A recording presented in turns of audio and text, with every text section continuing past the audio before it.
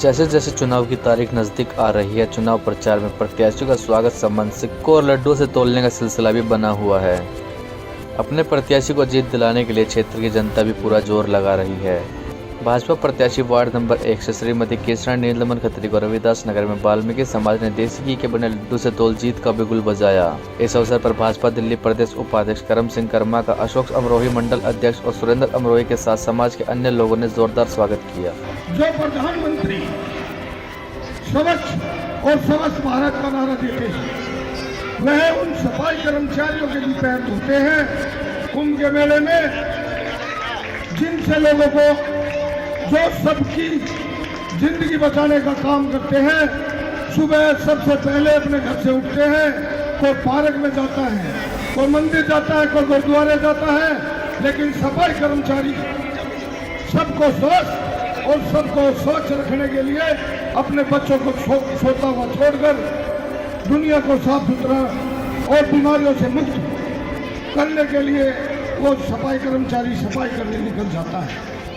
और उन्हीं सफाई कर्मचारियों के हमारे माननीय प्रधानमंत्री नरेंद्र भाई मोदी उनके पैर धोते हैं। मैं उसकी पार्टी में गया तो उसने मुझे चेयरमैन, मंत्री, दलित समाज का, SC/ST का दिल्ली का अध्यक्ष बनाया।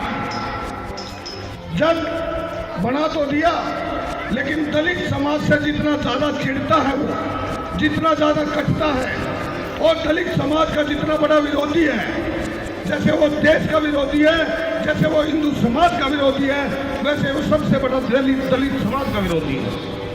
फैक्ट्रियों की जब बिजली महंगी होगी तो रसोई में जो सामान आता है, जो दुकान से आप बच्चों के लिए सामान खरीदते हैं, तो वो भी महंगे होंगे ना। पहले बिस्कुट का साइज कितना बड़ा था, बिस्कुट के पैकेट का, अब कितना है, और रेट वही है, रेट वही है।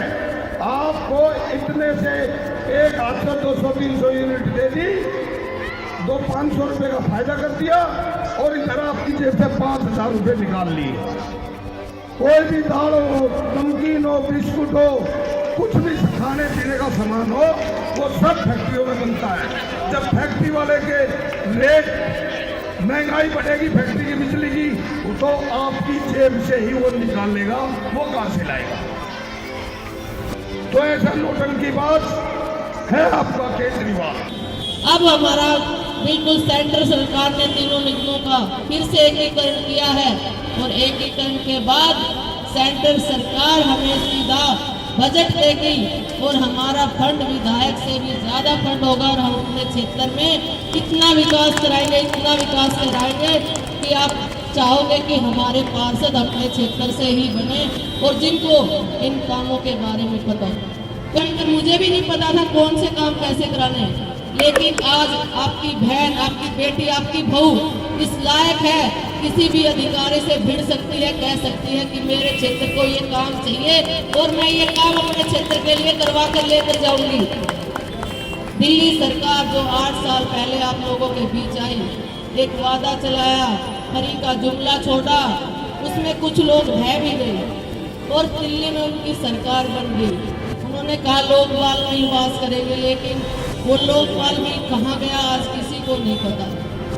तो मैं तो यही कहूँगी, जो उनके काम है, चाहे जल बोर्ड की समस्या हो, जगह जगह डोर टू डोर जाती हूँ, मेरी मातृशक्ति की सफाई की ज़्यादा प्रॉब्लम नहीं है, उससे ज़्यादा प्रॉब्लम है जी हमारे घर में पानी नहीं आता, जी हमारे घर में गंदा पानी आता है, जी हमारे घर में पानी 4 बजे आता है, हमें सुबह 4 बजे उठना पड़ता है। तो मेरी बहन मातृशक्ति पानी से ज़्यादा परेशान है, और मैं उनसे भी यही वादा करके आई हूँ कि आप मुझे निगम की ये सीट दिला दो। मैं आपको वादा करती हूँ, चाहे MCD के काम हो, चाहे दिल्ली सरकार के काम हो, चाहे सेंटर के काम हो, मैं और खत्री साहब इन तीनों उनके काम करके आपको दिखाएंगे कि कोई भी बहाना नहीं होगा कि ये काम हम नहीं कर सकते।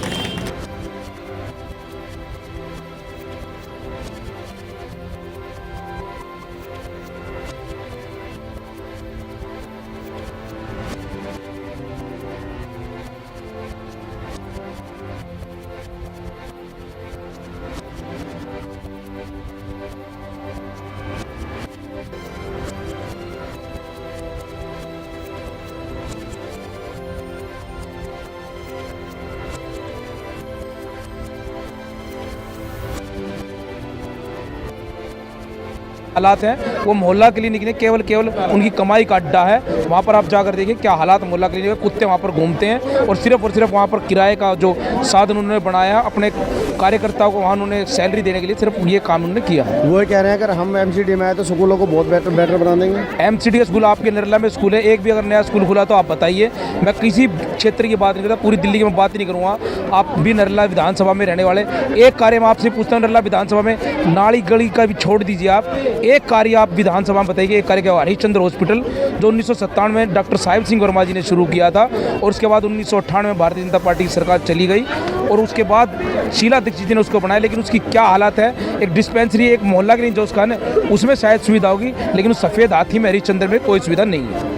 अगर बात की जाए जिस तरह से कहा जा रहा है कि हमने वृद्धा पेंशन बनवा दी, विकलांगों की पेंशन बनवा दी, कोई वृद्धा पेंशन 8 साल से नहीं मिल रही है, ना कोई राशन कार्ड मिल रहा है। आप वृद्धों से यहाँ वृद्ध बैठे हैं, हमारे और भी बहुत वृद्ध, आप पूछ सकते हैं किस तरीके से हाहाकार है पेंशन के लिए। कोई पेंशन नहीं है। वो कहता है डीटीसी फ्री, इधर डीटीसी फ्री करके वृद्धों की पेंशन रोक दी गई, उसी को वो वहाँ पर लगा रहा है और कुछ भी नहीं। आम आदमी पार्टी वाले कहते हैं कि हमारे मुकाबले में कोई नहीं है। देखिए उनके मुकाबले में कोई है नहीं, वही बाहर है अकेले, चारों तरफ भारतीय जनता पार्टी, तो मुकाबले में उनको कोई है नहीं। हम एक तरफा स्वीप कर रहे हैं और भारतीय जनता पार्टी एकदम बिल्कुल पूरे बहुमत से आ रही है। पुणे अब भारतीय जनता पार्टी 2027 तक निगम में फिर काबिज होगी। चलिए बहुत बढ़िया बात है। अब ये देखना होगा 4 तारीख को कि क्षेत्र की जनता किसको चुनकर लाती है और कुछ यहाँ पर स्थानीय लोग भी हैं। विजयपाल सिंह। विजय जी, अगर बात की जाए नरला के अंदर कौन बढ़त बना रहा है? अभी तो हम तो अपनी गली की बात करते हैं जी। हमारी गली, आपकी गली में कौन है? हाँ, हमारी गली में तो साफ सफाई क्या, जब गली टूटी हुई है कि बढ़त कौन बना रहा है? इस टाइम चुनाव है तो चुनाव में बढ़त किसकी है? बढ़त तो इनकी होनी चाहिए, बीजेपी की। अच्छा, हाँ होनी चाहिए। हाँ, सभी आतुर हैं उनको वोट देने के लिए। बड़ी अच्छे उन्होंने काम किए। चलिए बहुत बढ़िया बात है। क्या नाम आपका? अजय कुमार। हाँ जी, कहाँ के रहने वाले हैं? नरला की जी। नरला के अंदर जो है कौन बढ़त बना रहा है? बढ़त देखो अभी तो भारतीय जनता पार्टी की है। इतना सोच के क्यों कह रहे हैं? बिल्कुल डाउट नहीं, डाउट नहीं है, पूरे कॉन्फिडेंस के साथ कह रहे हैं भारतीय जनता पार्टी आएगी और देश हित के लिए मोदी जी काम कर रहे हैं, ठीक है। और हिंदू समाज के लिए, राम मंदिर के लिए और हमारे जितने भी देश के मंदिर है सब चमका दिए, ठीक है। गंगा जमुना हमारी सब जोड़ दी मंदिरों से, सब साफ कर दी, एजुकेशन अच्छी दे रहे हैं। एमसीडी में राम मंदिर और ये गंगा ये कहाँ से आ जाएगी? एमसीडी में तो अपने क्षेत्र आएंगे। एमसीडी भी देखो ऊपर, जब ऊपर की सरकार अच्छी होगी तो नीचे ही अपने आप ऑटोमेटिकली अच्छी हो जाएगी। चलिए बहुत बढ़िया बात है। अब देखना होगा 4 तारीख को किसका पलड़ा भारी होता है और किसकी जीत होती है और ये जनता किसको जिताती है। बने रहिए टैलेंट ऑफ इंडिया के साथ।